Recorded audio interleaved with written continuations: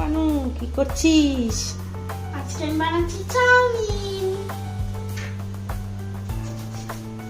এই দেখো বন্ধুরা, এখানে কিন্তু আলু কাটা হয়ে গেছে। আর এখন আমি কড়াইতে তেল দিয়ে বসিয়ে দিচ্ছি। এবার আলুগুলোকে ভেজে নেবো। আলুগুলোকে ভালোর সঙ্গে সঙ্গে পেঁয়াজগুলোকেও কেটে নেবো। আর আজকের মানে কি বলবো, আজকে চাউমিনটা কিন্তু একটা টুইস্ট আছে, যেটা আমি তোমাদের পরে বলবো। এখন সবকিছু ভাজা হচ্ছে। আর এই দেখো টুইস্টটা, তোমরা কি চিনতে পারছো এটা কি? এটা মাংস। রান্নাঘরে এত গরম বাবা, এত গরম, আগুনের সামনে থাকাই যায় না। যে মায়েরা সারাদিন এই আগুনের সামনে থাকে তাদের তো সেলফি।